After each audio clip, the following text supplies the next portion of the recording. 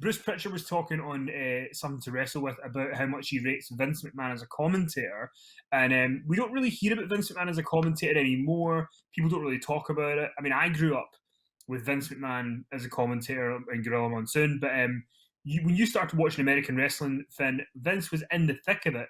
What do you think of Vince's style of commentary, and what are your memories of it? I mean, it was very much of its time, wasn't it? I mean, I know you can say that about anyone, but there again, you can't really, because there's certain commentators in the business today who really should have been pensioned off, whose work really feels very dated. I mean, I think Vince, when I first started watching American wrestling on WWF in '88, he teamed up with Jesse on Saturday Night's Main Events, and I think they did do some pay-per-views together, or maybe that was actually Jesse and Gorilla Monsoon. Actually, I think it was, wasn't it? But I mean, I always really enjoyed, Ventura, the Body, and Vince together. I mean, at this point, I didn't know that Vince was the owner of the company. And when I did find out, I was like, wow, I can't believe all those things that Jesse says to Vince McMahon. How does he get away with it? And of course, it's a work, they're putting on a show, Finlay. But I remember at first being kind of amazed by that the hired help could humble and humiliate and insult and mock the owner of the company every week. But of course, that's what a heel does to get over with a baby face. So, I mean, to me, Vince was the guy that set other people up. I thought he was really good on commentary of setting things up.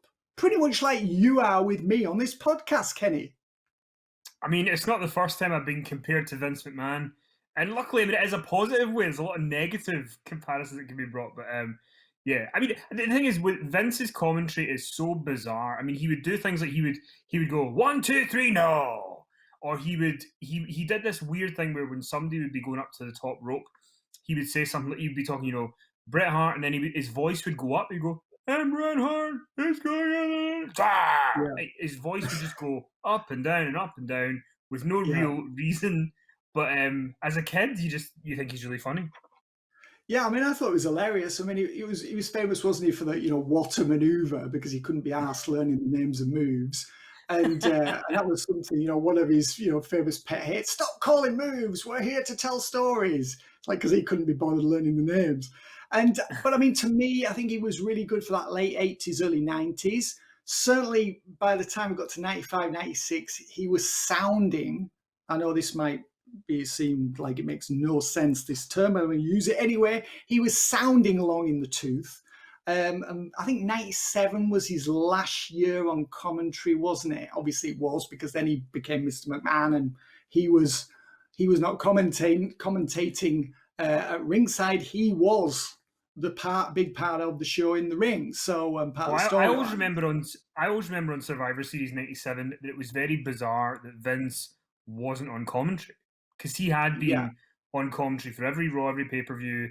He was on the go-home Raw for Survivor Series, and then he just wasn't on commentary at Survivor Series 97, and we would never see him on commentary again as a full-time guy.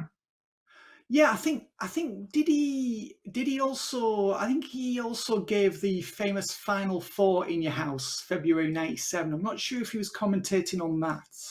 I think he might have taken the night off then to work exclusively backstage, but I could be making that up, Kenny.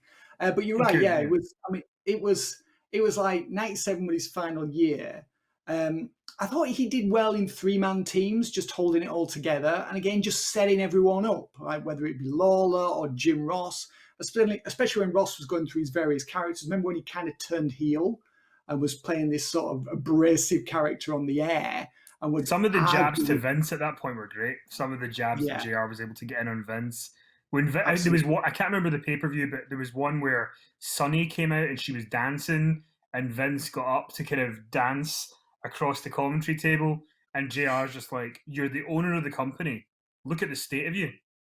And he was just able to get away with it. But Vince, I mean, as we saw in 98 against Austin, he was willing to make himself look like the biggest fool, in the company in order to get the babyface or whomever over. He saw that as his role. And there was, he wasn't bothered about his own feelings. It's like, don't spare my feelings. Just say whatever you feel you need to say to get your character over. Even if it's at my expense, I don't care.